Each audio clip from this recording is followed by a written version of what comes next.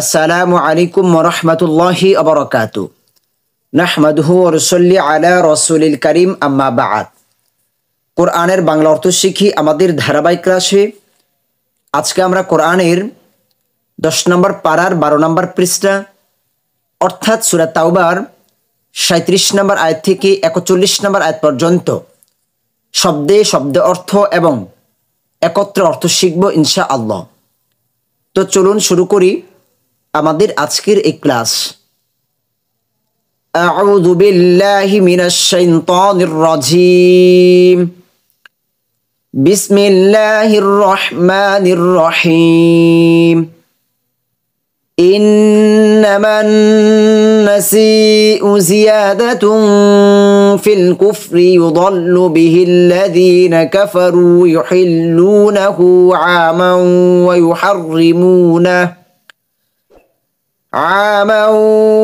يحرمونه عاما ليواطئوا عدة ما حرم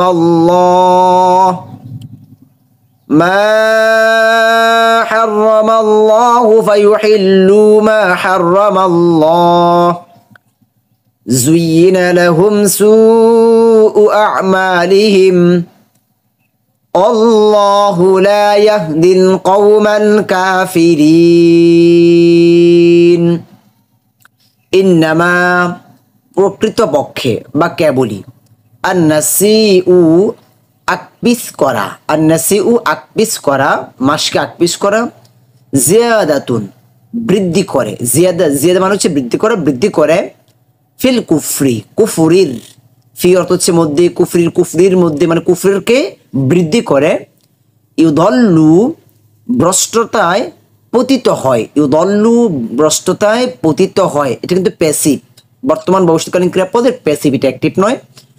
বিহি যার ফলে, আল্লাযীনা যারা, আল্লাযীনা অর্থ হচ্ছে যারা, কাফারু কুফরি করেছে, অতীতকালীন ক্রিয়াপদ এক নম্বর ক্রিয়াপদের বহুবচন। ইউহিল্লুনাহু তারা এটাকে হালাল করে, ইউহিল্লুনা তারা হালাল করে, বর্তমান ভবিষ্যৎকালীন ক্রিয়াপদ। ইহু অর্থ হচ্ছে তাকে, এটাকে তারা হালাল করে, আমান এক বছর, আমান এক বছর, ইউহাররিমুনাহু এবং তারা এটাকে হারাম করে, ওয়া অর্থ হচ্ছে এবং, ইউহাররিমুনা তারা হারাম করে, বর্তমান ভবিষ্যৎকালীন ক্রিয়াপদ। এই হু অর্থ হচ্ছে তারা, তাকে, এটাকে, আমান আরেক বছর, আমান আরেক বছর, অন্য বছর, লিউ অতিউ যেন তারা পূর্ণ করতে পারে, লি অর্থ হচ্ছে যেন, ইউ অতিউ পূর্ণ করতে পারে, বর্তমান ভবিষ্যৎকালীন ক্রিয়াপদ, ইদ্দাতা সেই গণনা, ইদ্দাতা মানে হচ্ছে সংখ্যা, গণনাকে পূর্ণ করতে পারে, মা যা হাররামা, হাররামা হারাম করেছেন, অতীতকালীন ক্রিয়াপদ এক নম্বর ক্রিয়াপদ। আল্লাহু আল্লাহ এটা ক্রিয়াপদের কর্তা। ফায়ু হিল্লু অতঃপর হালাল করে নেয়, ফা অর্থ হচ্ছে অতঃপর, তারপর, তবে ইউহিল্লু হালাল করে নেয়, বর্তমান ভবিষ্যৎকালীন ক্রিয়াপদ। মা যা হাররামা হারাম করেছেন, আল্লাহ আল্লাহ আল্লাহ যা হারাম করেছেন তারা সেটাকে হালাল করে নেয়। জুয়িনা শোভনীয় করে দেওয়া হয়েছে, পছন্দনীয় করে দেওয়া হয়েছে, লাহুম তাদের জন্য, লা জন্য হুম তাদের জন্য, সু ও মন্দ, আমালিহিম তাদের কাজগুলো, আমল অর্থ হচ্ছে কাজ, হিম অর্থ হচ্ছে তাদের কাজগুলোকে, মন্দ কাজগুলোকে শোভনীয় করে দেওয়া হয়েছে। আল্লাহু আর আল্লাহ, ওয়া অর্থ হচ্ছে আর, আল্লাহ আল্লাহ, লা ইয়াহদি হেদায়েত দান করেন না, ইয়াহদি বর্তমান ভবিষ্যৎকালীন ক্রিয়াপদ, লা এসে নাবাচক করে দিয়েছে, আল কওমা সম্প্রদায়কে, জাতিকে, আল কাফিরিন কাফির সম্প্রদায়কে আল্লাহ সুবহানাহু ওয়া তাআলা হেদায়েত দান করেন না। আচ্ছা, একত্রে অর্থ দেখি। প্রকৃতপক্ষে এই মাস পিছিয়ে দেওয়া শুধু কুফরির মাত্রায় বৃদ্ধি করে, যার ফলে কাফিররা ভ্রষ্টতায় পতিত হয়।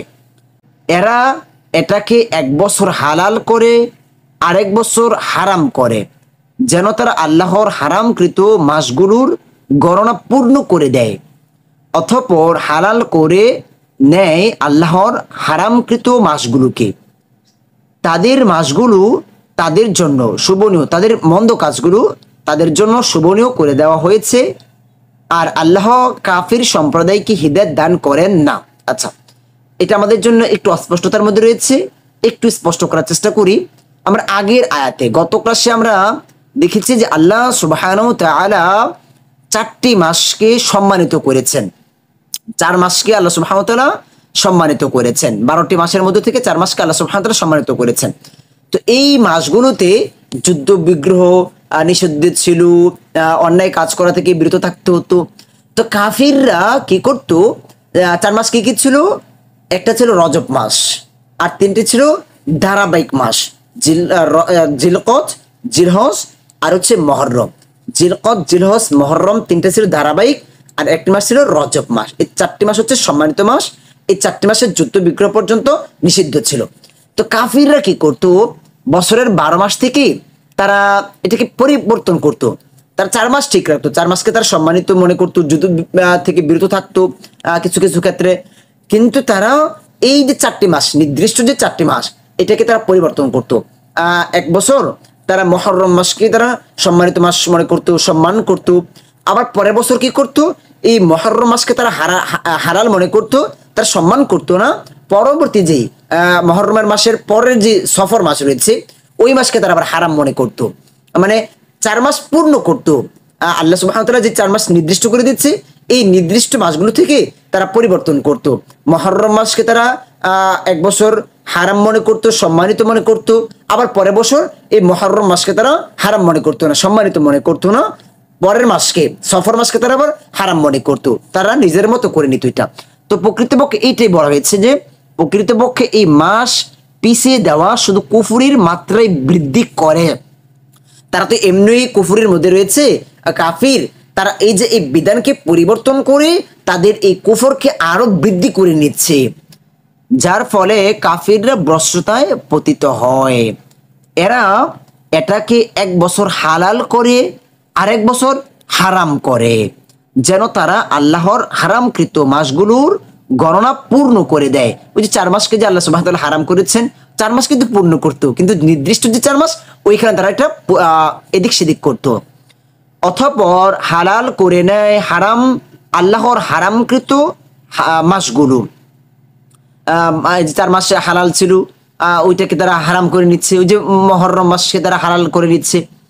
তাদের মন্দ কাজগুলো তাদের জন্য শোভনীয় করে দেওয়া হয়েছে। তারা যে মন্দ কাজগুলো করতেছে, তারা মনে করতেছে কত ভালো। দেখবেন চোর চুরি করে, মনে করতেছে তাদের জন্য আসলে এটা অনেক ভালো।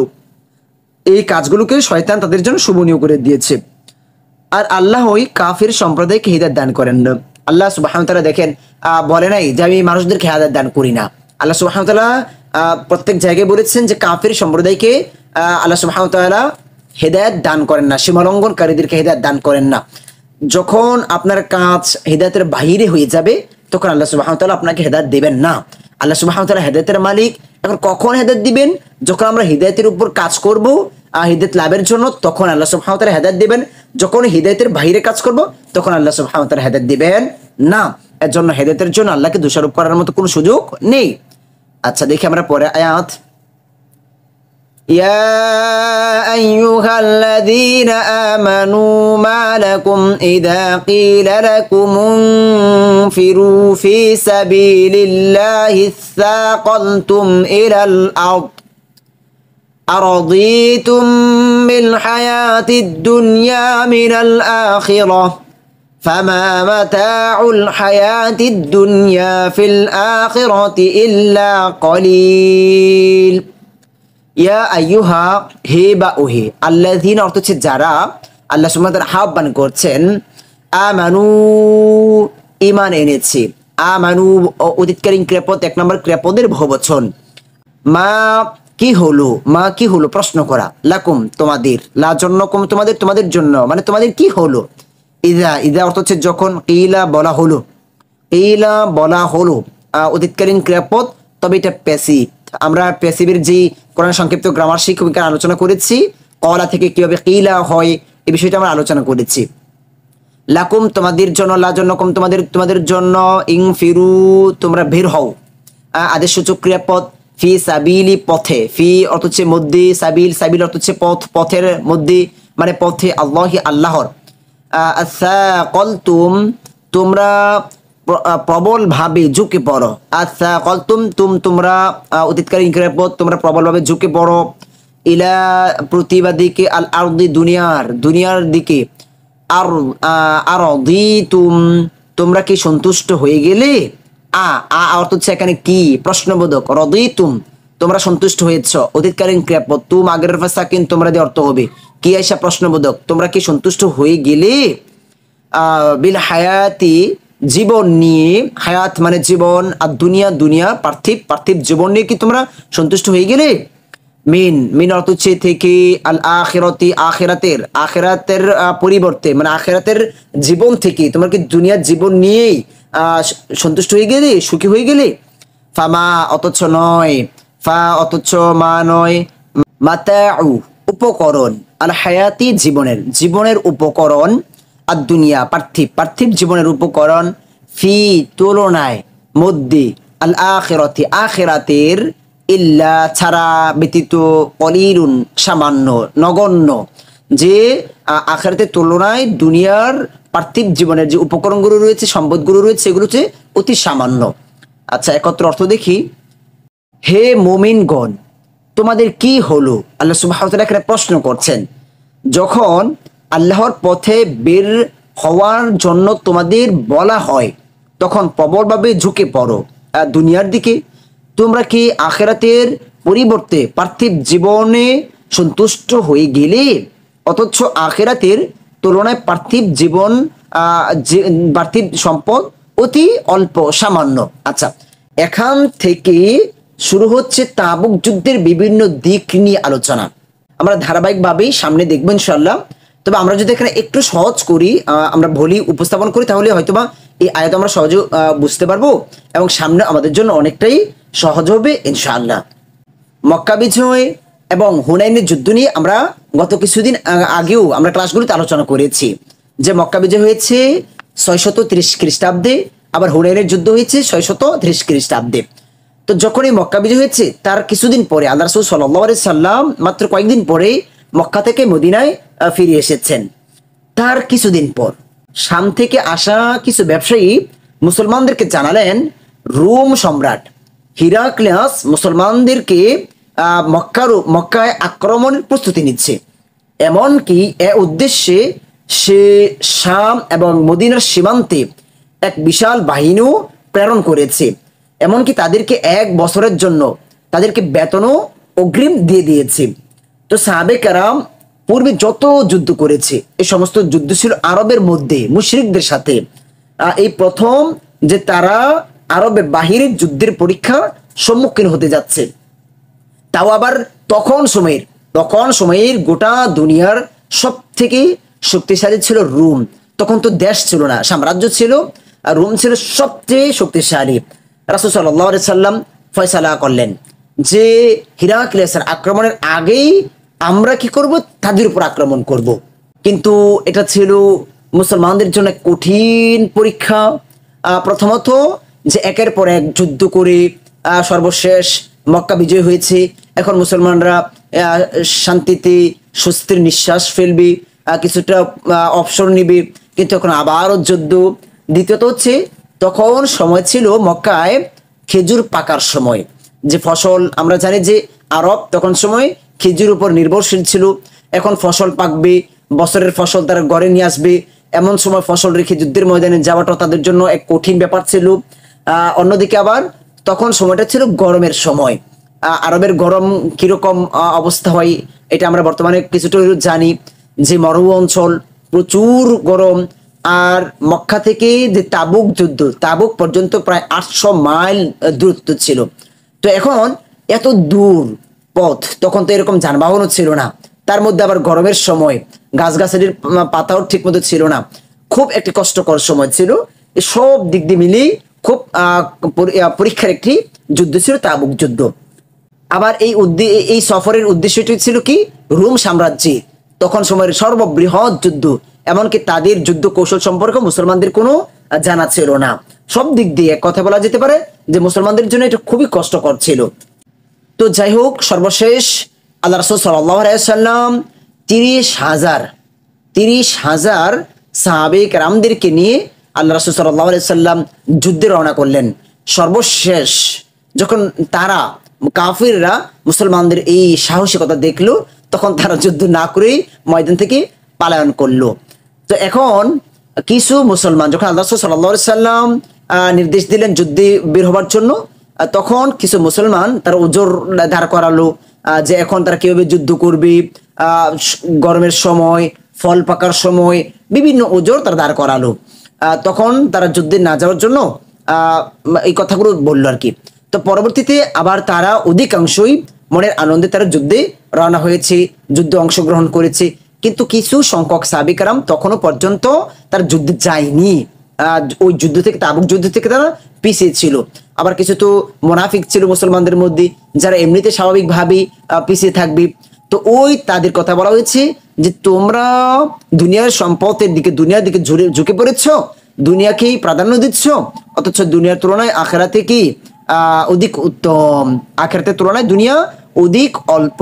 তো এই আয়াত দিয়ে ওই ঘটনাকে এখানে বুঝিয়েছেন। আমরা সামনে ইনশাআল্লাহ ধারাবাহিকভাবে আস্তে আস্তে দেখবো ইনশাআল্লাহ। আচ্ছা, দেখি আমরা পরের আয়াত। إلا تنفروا يعذبكم عذابا أليما ويستبدل قوما غيركم ولا تضروه شيئا الله على كل شيء قدير।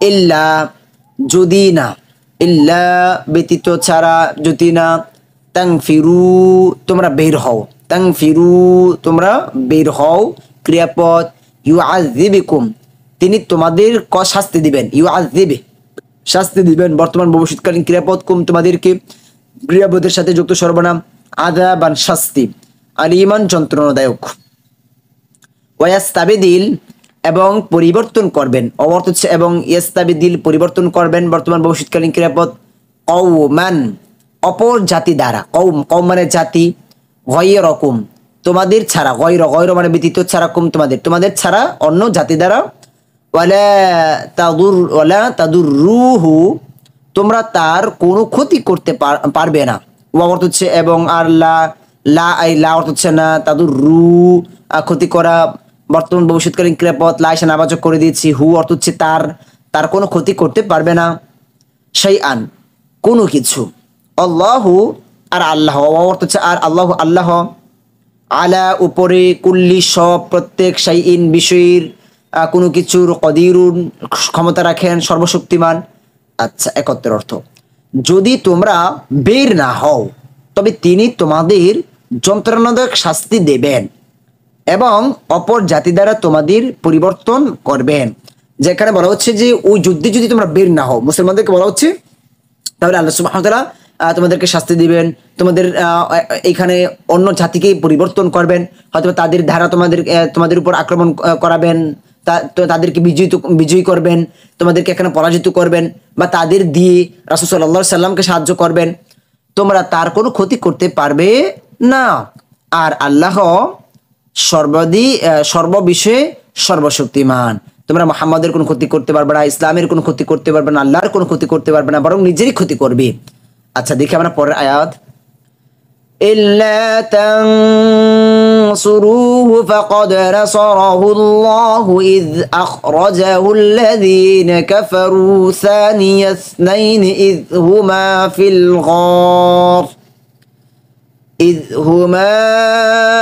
الغار إذ يقول لصاحبه لا تحزن إن الله معنا فأنزل الله سكينته عليه وأيده بجنود لم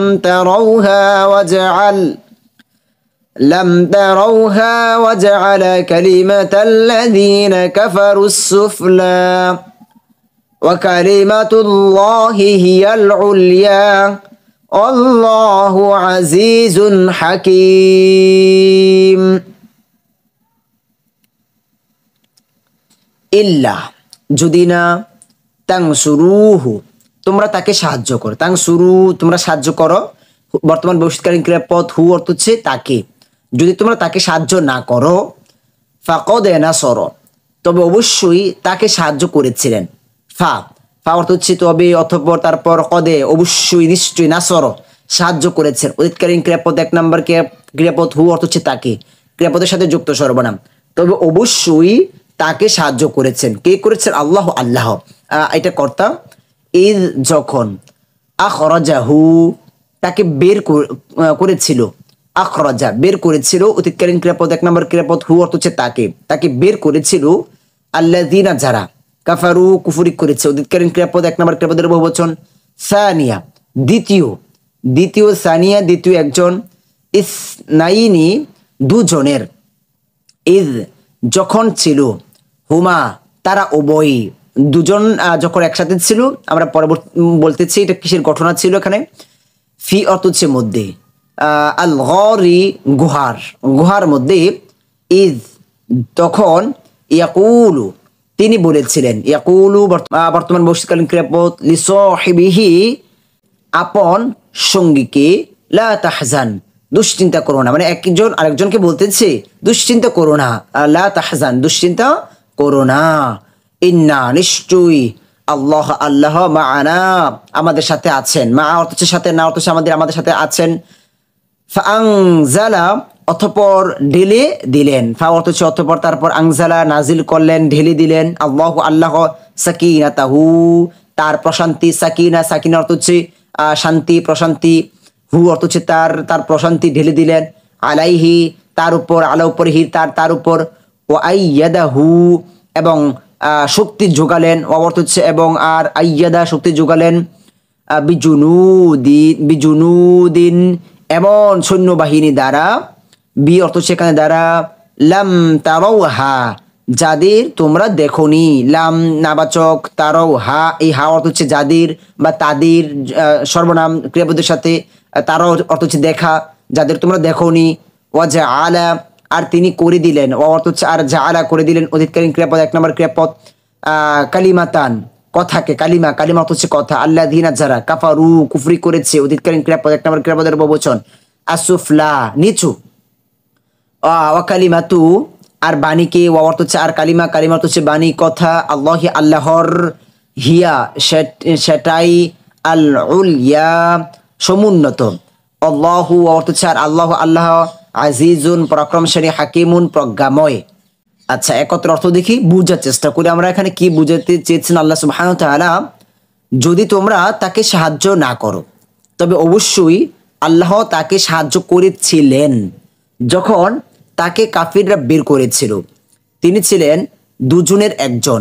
যখন তারা গুহার মধ্যে ছিল, তখন তিনি আপন সঙ্গীকে বললেন, দুশ্চিন্তা করো না, নিশ্চয়ই আল্লাহ আমাদের সাথে আছেন।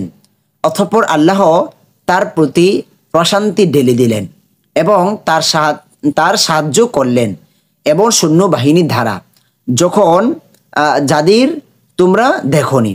আর আল্লাহ কাফিরদের কথাকে নিচু করে দিলেন। আর আল্লাহর বাণী সদা সমুন্নত এবং আল্লাহর পরাক্রমশালী, প্রজ্ঞাময়। আচ্ছা, এখন একটু বোঝার চেষ্টা করি। এখানে আল্লাহ সুবহানাহু ওয়া তাআলা পূর্বের একটি ঘটনাকে এখানে স্মরণ করাচ্ছে। পূর্বের কোন ঘটনা? আল্লাহ রাসূল সাল্লাল্লাহু আলাইহি সাল্লামের হিজরতের ঘটনা। যে আল্লাহ রাসূল সাল্লাল্লাহু আলাইহি সাল্লাম 622 সালে মক্কা থেকে মদিনায় হিজরত করেছে। তো মক্কা থেকে মদিনায় যখন হিজরত করেন, তখন আল্লাহ রাসূল সাল্লাল্লাহু আলাইহি সাল্লামের বিছানায় আলী রাদিয়াল্লাহু তাআলা আনহুকে শুইয়ে রেখে গিয়েছেন, যেন কাফিররা বুঝতে না পারে যে আল্লাহ রাসূল সাল্লাল্লাহু আলাইহি সাল্লাম ঘরের মধ্যে নেই। তখন আল্লাহ রাসূল সাল্লাল্লাহু আলাইহি সাল্লামের সাথে ছিলেন আবু বকর রাদিয়াল্লাহু তাআলা আনহু।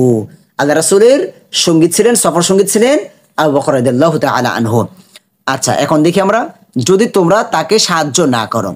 এখন আল্লাহ সুবহানাহু ওয়া তাআলা বলতেছে যে ওই যে তাবুক যুদ্ধে যে কাফের মুসলমানরা বের হতে চাচ্ছিল না, তোমরা যদি মুহাম্মদকে সাহায্য না করো, তবে অবশ্যই আল্লাহ তাকে সাহায্য করেছিলেন। যে তোমরা সাহায্য না করলেও মুহাম্মদ সাল্লাল্লাহু আলাইহি সাল্লামের জন্য সাহায্যকারী হিসেবে আল্লাহই যথেষ্ট। তোমরা এখন সাহায্য না করলেও মুহাম্মদ সাল্লাল্লাহু আলাইহি সাল্লামের কোনো ক্ষতি হবে না। আল্লাহ সুবহানাহু ওয়া তাআলা মুহাম্মদ সাল্লাল্লাহু আলাইহি সাল্লামকে আগেই সাহায্য করেছিলেন। আগেও কখন? ওই হিজরতের সময়। কি হয়েছিল? তবে অবশ্যই আল্লাহ তাকে সাহায্য করেছিলেন ওই হিজরতের সময়, যখন তাকে কাফিররা বের করেছিল, মক্কা থেকে বের করেছিল। তিনি ছিলেন দুজনের একজন। দুজনকে কে? আল্লাহ রাসূল সাল্লাল্লাহু আলাইহি ওয়াসাল্লাম এবং আবু বকর রাদিয়াল্লাহু তাআলা আনহু। যখন তারা গুহার মধ্যে ছিল, যে সাউর, যে গুহার মধ্যে ছিল 3 দিন পর্যন্ত, পর্বতের গুহার মধ্যে আল্লাহ রাসূল সাল্লাল্লাহু আলাইহি সাল্লাম 3 দিন পর্যন্ত ছিল।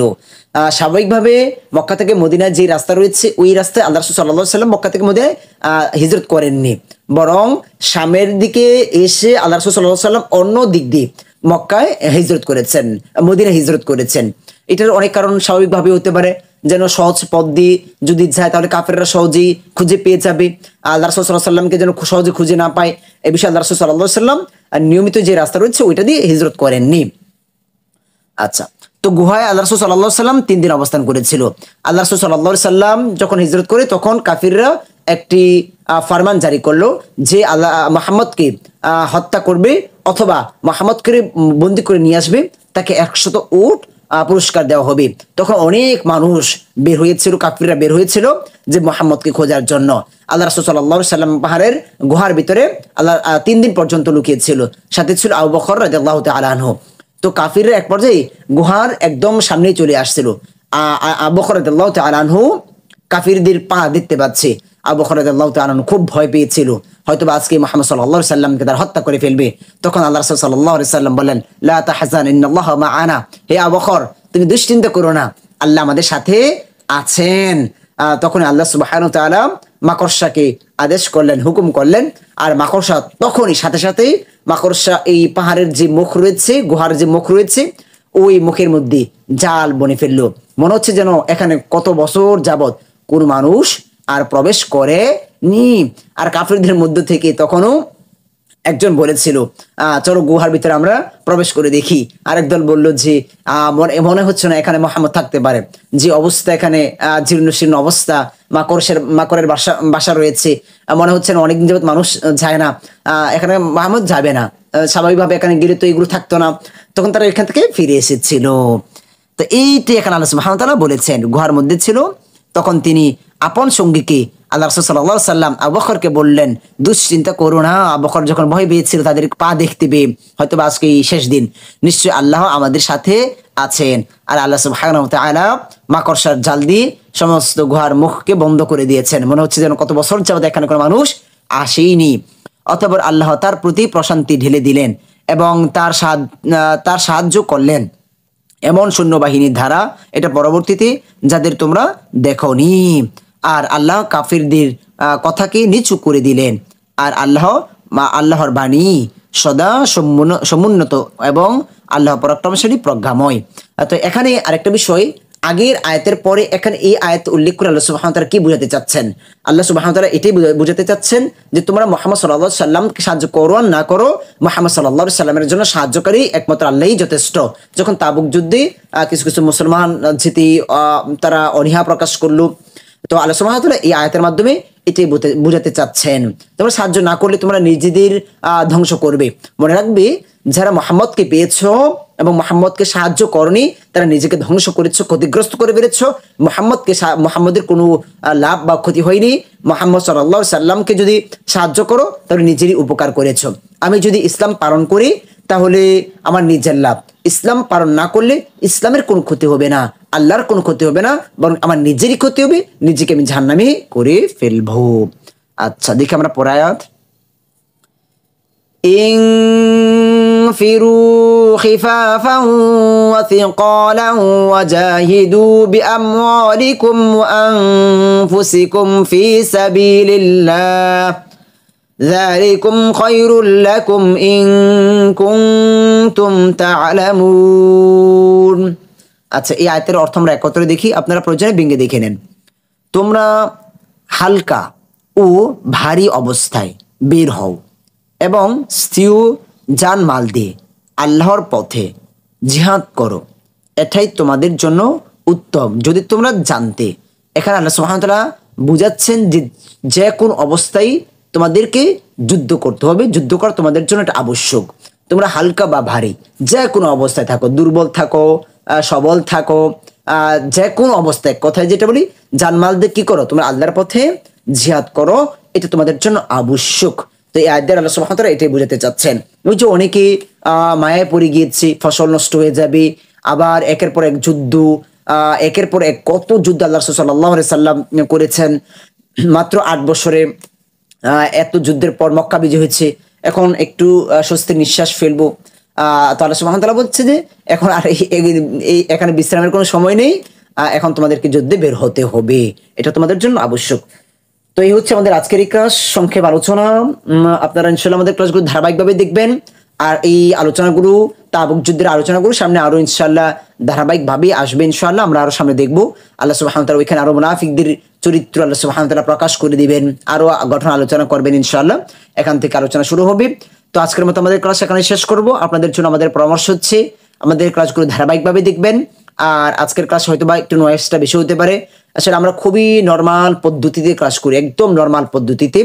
আমাদের ক্লাসের এই উন্নতির জন্য আমরা আপনাদেরকে একটা বিষয় জানাচ্ছি, ডোনেশন অথবা আমাদের স্পন্সর প্রয়োজন রয়েছে আমাদের এই ক্লাসগুলোর উন্নতির জন্য।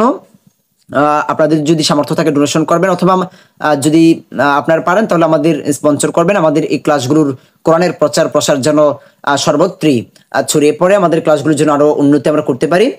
আর সকলের কাছে বিশেষ করে দোয়া চাচ্ছি, আমাদের জন্য খাস করে দোয়া করবেন, আমরা যেন এই কাজগুলোকে আমরা ধারাবাহিক অব্যাহত রাখতে পারি। আল্লাহ সুবহানাহু ওয়া তাআলা আমাদের জন্য যেন সহজ করে দেন। আর আপনারা অবশ্যই আমাদের ক্লাসগুলো সর্বোচ্চ প্রচার করবেন, অন্যান্য ভাইদেরকে দাওয়াত দিবেন, এই ক্লাসগুলোর উপর নোট তৈরি করবেন, বিষয়গুলো সংক্ষেপে লিখে সূরা এবং আয়াত নাম্বার লিখে নোট করে রাখবেন।